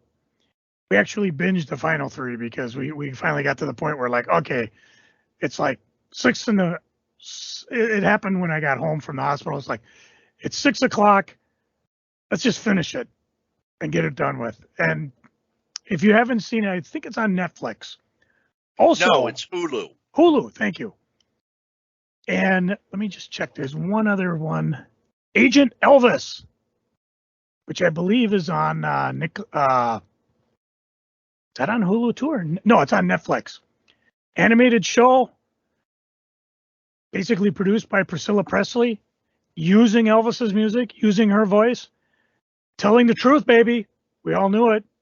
Elvis was a secret agent. You want to know? I thought he fought. He was in a nursing home and fought mummies. That was later. This was back this was back around the comeback special in '68. Oh, okay. And you want to know who he fights in the first episode? Mummies? Charles Manson. Ooh. That's all I'm going to say. I just gave away the surprise. It was so bad. Actually, I heard about this through Tony Isabella. He said he laughed so hard because it's so bad and violent and crazy. But I watched it, and my wife, well, let's just say she... Now, she's a big Elvis fan. Oh, big time. And I think if it wasn't for the fact that there was an Elvis movie and that Priscilla Presley was involved, she said, I might watch it again. But she was also looking at me like, why did you kill 28 minutes of my life? So, let's see, reading. Before I got sick, I read a book I got from Marvel, Kang, the Saga of the Once and Future Conqueror. This is not a complete Kang. This is kind of a Kang primer. What's interesting is what they do. They cover, see, the first appearances, Fantastic Four number 19, when it was Rama Tut. They cover Avengers 8 from 1963, Kang's first appearance. After that, skip everything, because they jump to 2016, where Kang, the writers start getting a little bit more interesting in the idea that, well, really, if Kang can travel in time, he just come back and keep fighting you. And I think what they're doing is they're aligning Kane the way he's showing up in the Loki series on Disney Plus, and also in the Ant-Man, what do they call it? Quantumania. And they cover, let's see, Avengers 2016 1 through 8, Avengers Back to Basics 5, 6, the Moon Knight Annual, Symbiote Spider-Man, King in Black 1 through 5, Timeless, which we've talked about before, from 2012, and Materials from Fantastic Four number 2018. Stan Lee, Mark Waid, Peter David, some cat named Jack Kirby, Mark Begley. It was a fun read just to get you up to speed on the story of Kang and what exactly he's kind of doing now, versus he was more of just a supervillain that kind of popped out of the woodwork to fight Avengers, Fantastic Four, whoever, and then he popped back. So a little bit more involved. Wonderful reading, especially if you haven't read those series before.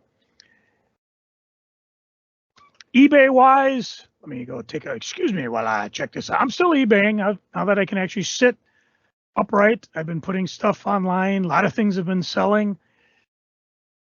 If you excuse me a moment while I haven't actually been buying a lot of stuff. And the reason why is I'm kind of broke. And I need to sell some eBay stuff. So if you're really looking and you're one of those people that, wait for me to give you an offer, just send me an email. Tell me that you listen to the podcast, and I'm more than willing to cut you a deal. I'll tell you why I need a lot of money in a minute. But some of the fun things I've sold, Titans, Legion of Superheroes, Universal Blaze set from 2000. I think Dan Jurgens did that, if I recall. Thundercats #1, the Marvel edition. It was fine, from 1985. Incredible Hulk 271. Corey, do you remember why that's a key issue now? Which one? Incredible Hulk 271 from 1982. Isn't that the Rocket Raccoon? You're right. And I had a very good condition one sold for $70. Can you imagine one that sold for more if it was in a nicer shape? See, I sold a Zatanna Search graphic novel. It's a Justice League Zatanna Search graphic novel from 2004. What they did is they reprinted all the different stories that ran through the 60s when Zatanna was out looking for her father. And it was a fun book. I read it, and it's crazy price now because it's out of print. Corey, tell the folks what's so great about Uncanny X-Men 266. That is the first Gambit. Yep. Sold that $140. I'm putting in all sorts of fun things. And occasionally I kind of mess up. Corey, do you have the books? There was a book, Supreme, the Story of the Year softcover from, I think it's Checker, yeah. Yep. Printed very poorly, but the only reprint of that series. I actually have the series in comic book, but what happened was I bought one, or I got one I was going to sell on consignment. And I put it up, I priced it. Again, I price mine usually the lowest I can on eBay, condition notwithstanding. Sold instantly. Sold it. shipped it, and then I realized, son of a bitch, I sold my copy. And I looked through the ones I was supposed to sell for someone else. Like, damn it, they didn't have a copy of Supreme. What had happened was, as I was sick and I was trying to get back into trying to sit on the computer, I had taken that, and I think there's Supreme the Return, which is the second book in that series, and I'd taken them out of my book bag to read. And then they got mixed into the comics I was selling, and I've scanned them, put them up on eBay, and sold them. Joe. Actually, then I did find the one I was supposed to sell on consignment, so I guess I still have mine. But I did reread them, and they are fun reading. I wasn't too upset that I sold it because, like I said, I need money. But I'm glad I still have them and I do have them in actual form. I want to read Supreme because when he originally showed up, he was just Superman who didn't care. He'd fight the bad guy no matter what. Rob Liefeld called it Superman done right. I wouldn't know about done right, but I would say definitely violent. And I kind of thought, okay, this is an interesting take on it. Eventually, he gave it off to other people. The whole fun thing was Supreme Story of the Year. It was when Alan Moore took it over. And I believe wasn't he doing his ideas that he would have done for Superman? It's more that he'd never really pitched a Superman series, so he decided he was going to do it the way he wanted to do Superman, which was kind of a modern take on the Silver Age, where he would play with the reality of Supreme and why those stories from the 60s could work in a modern era. And I really loved it. It was fantastic. The different artists they had the artists doing the main Supreme, and then when he would talk about, I remember back, and then they would find different artists to illustrate that. I'm trying to find, I don't have a full listing. I'd have to break open the book, and I left the book upstairs, but it was just a lot of fun. Alex Ross did a lot of the covers. What I love on some of it, he talks about like there was, I don't know if he called her Suprema or Lady Supreme. So it was basically you had a 1960s prim and proper woman in the body of Madonna, and she didn't quite understand just how stunning she was. And then, of course, I forget the name of the dog. Was it Rocket? I think so. It's been a long time since I read it. I just finished reading it. And the great thing is he has a little speaker. It's like Supreme's fighting somebody, and the dog's coming at him. He goes, yes, Supreme won't kill because he's just a man, but I am a dog. Roar! And he bites the villain's arm off. So it's a wonderful story. You can probably find the issues cheaper than you can the actual books that Corey and I are talking about. And after I think Supreme did it, Eric Larson did a quick run. That was kind of fun because he picked up the pieces. He took two different scripts that Alan Moore left behind, polished them up, and then he took his take on it. And that's all we have. So, but I have it all. I'm hoping to read it. Now, why am I so whiny about selling stuff on eBay? Oh, sweet stars and garters. You should see what's coming up. I already kind of mentioned I missed the first Comic-Con what happened the day I got sick to go to the hospital. But as you know, this month is going to be killer for Comic-Cons. First off, April 8th, you have the last MCBF show at the Mermaid Entertainment and Events Center. Free admission. Come check it out. This is it. This is the last Comic-Con that you could call Microcon. What was it? I don't know. The MCBA ran 35 years or more? Yep, 35 years. And I think they're calling Microcon 30 because they dropped the Microcon when SpringCon, FallCon jumped up. And then when Kelly started doing the Microcon, he brought Microcon back, and it was a nod to it. But this is the last show they're doing. There's going to be 6,000 square feet of comic book action, a lot of dealers. I'll be there with my buddy Pat. A lot of the stuff I'm actually going to shut down the eBay store. So if you're actually going to the con and there's something on the eBay store you want, let me know. I'll pull it off. I'll bring it to the con for you. Of course, the eBay store is crazy. The next week is, if I can find the right flyer, April Toy Swap for the Minnesota Toy Posse. This is at the Bloomington Event Center. 75 tables of new and vintage comics. Always a fun time to go there. It killed me that I missed the last Toy Posse because of work. And this one will be April 30th. Free admission. A lot of good fun. If that's not enough, Corey, tell the folks what's happening Saturday, May 6th. That is Free Comic Book Day. At Oh, your yeah. local comic shop where they'll have free comics, usually tons of sales, special stuff going on. Load up on summer reads, baby. Oh, yeah. I am really looking forward to it. All set. Hit the local shops, see what they're trying to get rid of, as well as a couple of used bookstores, which always one of my favorite days. Now, if that ain't enough, we remember MiniCon is happening. The Minnesota Science Fiction Society. That's happening April 7th through the 9th in Minneapolis. And of course, the fan guest of honor will be our own friend, Greg Ketter.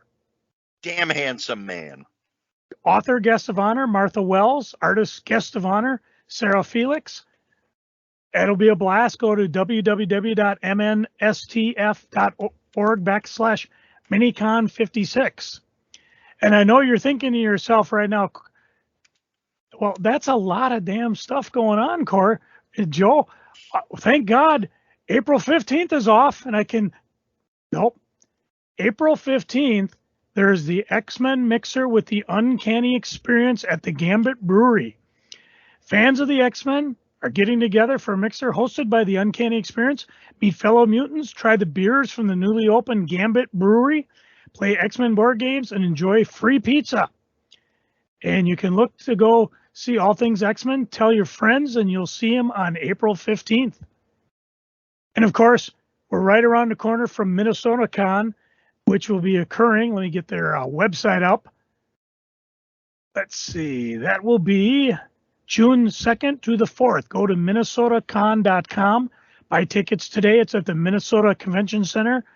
They are kind of the classic big con where you get photo ops. And I was just kind of looking through the list of people there. Michael Rooker will be there, the actor. See, for you pro wrestling fans, Billy Gunn, Rikishi will be there. He is now called Daddy Ass. Well, they call him Rikishi. So they'll call him whatever they want. Billy Gunn is now Billy Gunn. Daddy Ass. I could see why Rikishi would call that. Because, remember, he was the badass Billy Gunn. Well, now he has two kids. Mm-hmm. They are they're called the Ass Boys by fans, but they call themselves the Guns. Of course. Billy Gunn, Daddy Ass. Scissor me, Daddy Ass. Oh, he could be Monty Kip Soap. No. Well, no. what about Sofola Fatu Jr.? Never mind. Let's see. A lot of Power Ranger people are there. Just looking down the line here. Let's see. Oh, Dan Jurgens will be there. That's kind of cool. Graham Nolan, Robert Lamb, Jay Lee, James O'Barr, Tom Cook, Jim Selkrup. That would be cool to talk to him. So again, a lot of cosplayers too. As Power Girl. Oh, I would love to meet her. She would be a lot of fun. And they have the vendors listed, everything. So, yeah, folks, check out my eBay store, please. Daddy needs to sell a kidney here. I think I'm going to be the last thing I'm going to mention, another reason why I'm broke half the time. There is a group called Comic Book Group. Pretty straightforward. It's a freebie group, private group on Facebook. But what they do is they have a lot of auctions, a lot of buy it now, claim auction sales. So guys just post like, here's what I got. I'm starting everything at $1 or more, depending on what it is. And then they list how they ship it. And like I'm looking at this one guy, he's got like there's an Amazing Spider-Man 200. There's the first Vision. I can't even see where that is. Avengers 57. He's got first Alpha Flight, way back on Uncanny X-Men. Tons of good deals like that. That's where I picked up that Sheena, Queen of the Jungle, for $1. It's like I'd never seen it before. And I won it with a bunch of other things. If you've got time and you got money, check it out. A lot of times the auctions and the sales are only 48 hours. So if you see something you like, tag yourself and then go for it. Like here's the Wisconsin Silver Age sale that's going on now. Again, he's starting everything at $1. A lot of times I don't really spend a lot of time there, but I'll be selling probably stuff on there that, well, you got to face it, on eBay, if it's $10 or less, it's really not worth selling because shipping, handling's usually $5. eBay takes 20%, PayPal 5%. I might as well just give it away. Hey, that's a thought. Give it away, give it away, give it away now. Corey, give away your geeking. All right, first off, one of the stranger comic book companies in the history of comics, and I've talked about it here and there, is Atlas Seaboard. What Atlas Seaboard was, Martin Goodman sold Marvel to Perfect Film and Chemical back in 1968, which is how they were able to get out of the deal where they could only publish 8 books a month. Perfect Film and Chemical changed their name to Candace Industries, and they held on to Marvel until 1986/87 when they sold it to New World for New World Pictures. Why do I bring this up? Because Martin Goodman stayed in charge of Marvel for 4 years, as was part of the contract, and he felt that his son should be the one to take over Marvel when that deal was over. So his last couple months, he put his son, Chip Goodman, in charge of Marvel, and when he was done, the owners of Marvel fired Chip Goodman and made Stan Lee the publisher. And Martin Goodman felt that they had breached contract, and they said, no, nowhere in here did we say we were going to give your son a job. So Martin Goodman, out of spite, started a new comic company, called it Atlas. And it's called Atlas Seaboard because Martin Goodman was one of those guys who had shell company after shell company after shell company after shell company. So they call it Atlas Seaboard to distinguish it from Atlas, which was Marvel in the 50s. It only lasted about a year. About a decade ago, somebody tried to bring it back, and it flopped. The rights to the characters were sold to Paramount around the same time. We've heard nothing about it since. The people who research copyright now believe that all of the Atlas Seaboard stuff is public domain. So if you go to Barnes & Noble, they are starting to put out books reprinting all the Atlas Seaboard comics. Nice. Is it legal? I don't know. Yeah. They say that they've got proof that it's public domain.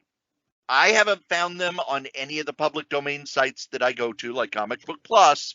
And Comic Book Plus, you pretty much have to prove to them that it's public domain or they're not going to put it up.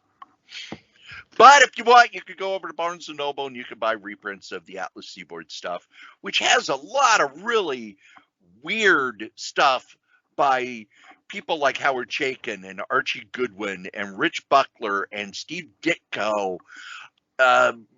The way Martin Goodman decided to fight Marvel and DC was to offer higher page rates, which was one of the reasons why they went under, because he's offering them more pay, and then the books came out and they didn't sell. Comic-wise, I am catching up on The Flash. I had not read The Flash in a long time, and of course it's out on the DC Unlimited. So I am reading all of the stuff about the Flash after Heroes in Crisis, where in the Flash comic, they actually cleared up the fact that Wally, at the end of Heroes in Crisis, spoiler alert, Wally West was the murderer. Nope. It was actually a supervillain who pinned it on him. So they cleared that up so that they could still use Wally West as the Flash. And it's a really fun book. And they're using all of the speedsters. They're using Max Mercury. They're using the Golden Age Flash. They're using Barry Allen. They're using Impulse. There's a new Kid Flash. They use Jesse Quick. It's such a fun book. And I've read all the way up to the start of the 1 Minute War. Oh. Where Central City has been attacked by an alien race that is able to stop time, except for the Flashes. So the Flashes are fighting this alien race, which has come in and devastated Central City, but nobody knows it yet because time has stopped. I am so going to buy that as a trade. What a brilliant concept. Yeah. The other story I'm reading just showed up on Marvel Unlimited, and I had not read it since it came out, and that is a Moon Knight story that was done in the Mark Spector Moonlight Scarlet Redemption, which is by Ron Garney and J.M. DeMatteis, bringing back Stained Glass Scarlet from the original run, who was one of those characters. That was back when Bill Sienkiewicz started to get experimental with his art, and it was one of those stories that looked really cool, but when you read the story, it was super paper thin. J.M. DeMatteis does a 5-part story where she returns, gives her motivation, and sort of, it's kind of a soft reboot of Moon Knight back then. And it's weird to read the Mark Spector Moon Knight because they have nothing about the mental illness. Absolutely nothing. It's very much, here's who the character was, and DeMatteis does his psychological underpinning stuff that he does. He has stuff about Mark Spector's father and how his father kind of drove him to become a mercenary. His brother, who was also a mercenary, but Mark Spector had to kill him, and how that affects him psychologically, as well as what's going on with Stained Glass Scarlet. And it's a very good story. Of course, with the current version of Moon Knight, does not fit at all. Does not fit in any way, shape, or form. But it reminds me of how Moon Knight was a very different character through the 70s, 80s, and 90s, until they decided in the 80s that the fact that he had 4 personalities, basically he was a lot like the Shadow, in that the Shadow had all these different personalities that he would use for his crime fighting. Well, in the 2000s, somebody decided, no, he's got multiple personality disorder instead. Also, Box Day was Saturday. I got the Unbeatable Squirrel Girl Omnibus. This thing is a monster because it's 50 issues of Squirrel Girl as well as some of her previous appearances. I love Squirrel Girl. Always have since Steve Ditko created her. Kicks butts and eats nuts. And this thing's a monster. I didn't get a chance to read it, but today before the show, I started looking through it. And, it's got it all. If you've ever been a fan of Squirrel Girl, this is the book to pick up. It's also one of the bigger Marvel omnibuses. It's over 1,000 damn pages. Cannot wait to tear into that. And the last thing I am geeking on, by the time this episode airs, it's over. But Joe, this is WrestleMania week. Woo! WrestleMania is a 2-day affair, both Saturday and Sunday. And for the first time in, I think, 5 or 6 years, I am looking forward to WrestleMania because the build has been good. The matches look good. And it's not the Vince McMahon, oh shit, we got WrestleMania. Throw some shit together. But for PW Insider, I am covering 9 shows between Thursday and Sunday. Because PW Insider, we try to cover every indie show that is going on. The stuff at WrestleCon, the stuff that Game Changer Wrestling does. There's also a Ring of Honor pay-per-view. There is the Independent Wrestling Hall of Fame. So head on over to PW Insider and you will see how busy I was. But I've taken the time off both jobs, and I will be sitting in my house with my laptop in front of me, watching wrestling and writing up what I think about it. And of Believe course, it or you'll not. have enough junk food piled up, so you'll be good for the entire time. Anybody wants to drop pies off, just leave them, knock on the door. He'll come and get them. I'll come and get them during intermission. Yeah. Or recaps. Oh, indie shows don't do recaps. Oh, yeah. I was just thinking WrestleMania proper. No, I am not covering WrestleMania proper. I'm covering everything around it. Ah. So I'm even watching a Joshi wrestling show, which is Japanese women's wrestling, which is very based on anime characters. You know, they don't use anime characters, but the wrestlers are pretty much a lot like anime characters with the costuming, and this one's uses the magical girl tropes and et cetera, et cetera. So yeah, they don't have recaps. They just, our next match. Believe it or not, kids, you've listened to us blather on about funny books for almost 2 hours. But you guys have homes? And as we say every week, the comic we like the least, we still like better than the comic that you like the most. Joe? A friend said he didn't understand cloning.